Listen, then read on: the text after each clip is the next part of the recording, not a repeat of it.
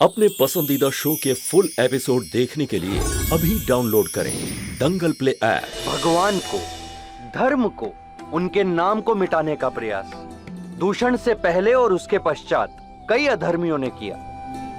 सन 724 से लेकर 1531 तक महाकाल के इस मंदिर को कई बार लूटा गया, इसे क्षति पहुंचाई गई। पर जितनी भी बार इस मंदिर को गिराया गया, उतनी ही बार महादेव के उपासकों ने, उनके भक्तों ने इस मंदिर को ना ही दोबारा उठाया बल्कि इसे पहले से बेहतर बनाया। और आज जब हम इस मंदिर के शिखर को देखते हैं तो इस मंदिर के शिखर पर लगे ये 108 कलश जिन पर सोने की परत चढ़ी है, हमें बताती है ना ही धर्म को कोई मिटा सका है और ना ही कोई इसके कलश को खाली कर सकता है। अभी वक्त हो चला है एक छोटे से ब्रेक का, और ब्रेक के बाद हम देखेंगे कि महादेव के नाम को मिटाने के लिए दूषण क्या करता है।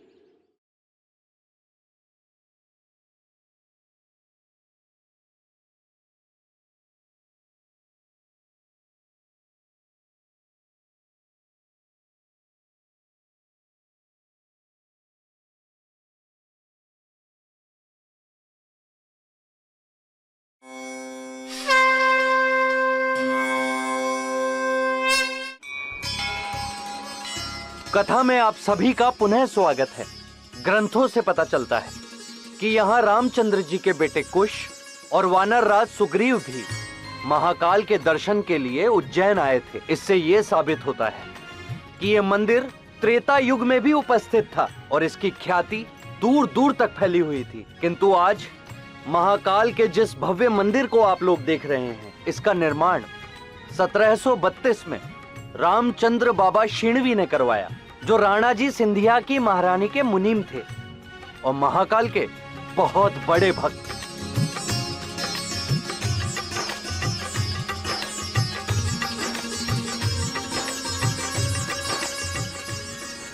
और इधर दूषण है, जो चाहता है कि महाकाल का कोई भक्त ही ना रहे और सब महाकाल को छोड़कर उसकी पूजा करें।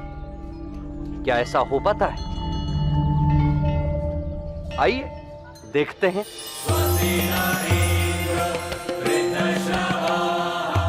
बंदी बना लो इन सबको और आश्रम को जलाकर नष्ट कर दो।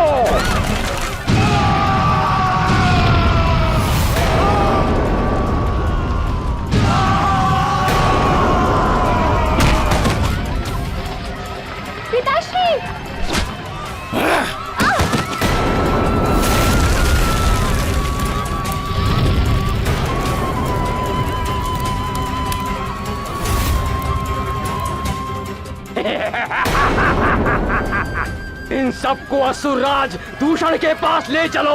महादेव रक्षा कीजिए, महादेव रक्षा कीजिए। कुछ कीजिए महादेव, हमारे द्वारा दिए गए वरदान का दूषण दुरुपयोग कर रहा है। पृथ्वी लोक पर दूषण की सेना ने कोहराम मचा रखा। ये धर्म और अधर्म का युद्ध नहीं है ब्रह्मदेव, अपितु धर्म और कर्म का है। ये सत्य है कि आस्था और विश्वास व्यक्ति के लिए उचित मार्ग प्रशस्त करते हैं, परंतु उस उचित मार्ग पर चलते हुए उचित कर्म करने का निर्णय व्यक्ति को स्वयं लेना होता है। केवल भक्ति और आस्था ही पर्याप्त नहीं। अर्थात आप दूषण के आतंक का अंत नहीं करेंगे देव?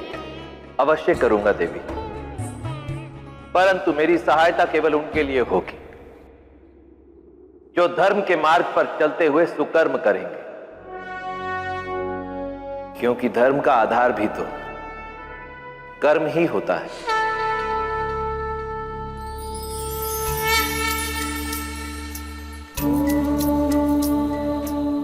जय महाकाल। लीजिए, ब्रह्मदेव को भी यह पता चल गया कि उनके द्वारा दिया हुआ वरदान अब समस्या का कारण बनता जा रहा है। मैंने हमेशा देखा है कि त्रिदेवों में से किसी एक का वरदान समस्या बन जाता है और किसी दूसरे को उस समस्या का निदान करना होता है। पहले मैं ये सोचता था कि ऐसे वरदान दिए ही क्यों जाते हैं। फिर समय के साथ साथ मैंने धीरे धीरे जाना, जब मनुष्य अपनी योग्यता को बढ़ाता है तो ईश्वर को उसकी योग्यता के लिए उसे पुरस्कृत करना होता है। और ये बात त्रिदेव भली भांति जानते थे। इसीलिए उनकी घनिष्ठता पर इसका कोई असर देखने को नहीं मिलता, और इसका उदाहरण उज्जैन में भी देखने को मिलता है। जिस प्रकार किसी विशेष अवसर पर हम अपने मित्र से मिलने जाते हैं, वैसे ही त्रिदेव भी एक दूसरे से मिलते हैं, और इस मिलन को हरिहर मिलन कहते हैं। जैसे कि बैकुंठ चतुर्दशी की रात्रि को महाकाल अपने मित्र विष्णु जी से मिलने उनके घर गोपाल मंदिर जाते हैं, वैसे ही विष्णु देव भी अपने मित्र महाकाल से मिलने जाते हैं। जैसे ब्रह्मदेव आए थे अभी महादेव से मिलने, लेकिन महादेव ने जो कहा उसका क्या अर्थ है ये तो हमें आगे ही पता चलेगा। आइए देखते हैं।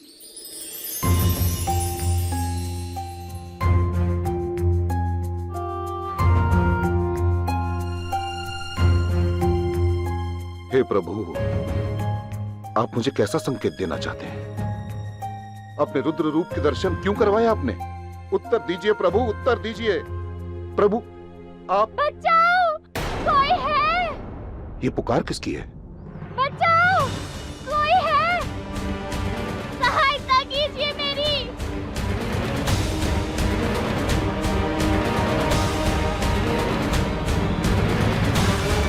ये तो नालंदा के मुख्य पुरोहित है।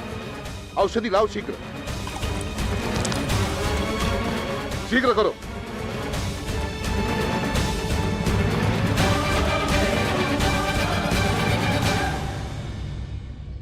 मैं इनकी पुत्री हूँ। असुरा दूषण की सेना ने हमारे नगर पर आक्रमण करके सभी आश्रमों में आग लगा दी है और ऋषि मुनियों को बंदी बना लिया है। कृपया कर हमें अपनी शरण में ले लीजिए। महादेव ने जिस संकट की ओर संकेत दिया था, और कोई नहीं, असुरराज दूषण है।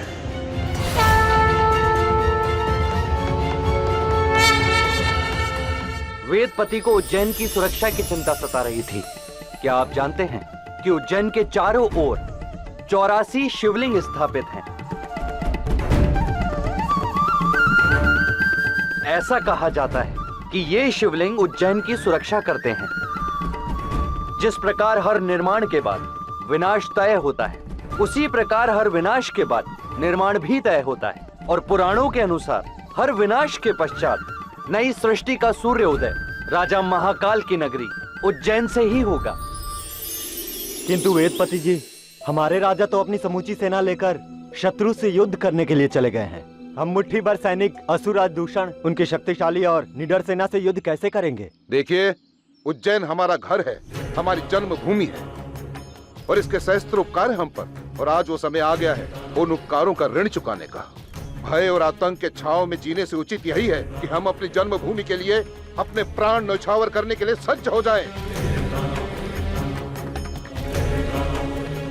किंतु पिताश्री, हम इतनी बड़ी नगरी की सुरक्षा का प्रबंध कैसे करेंगे? एक उपाय है, आओ मेरे साथ। दूषण का सामना करने के लिए वेदपति के साथ आज ना कोई राजा है और ना ही कोई सेनापति।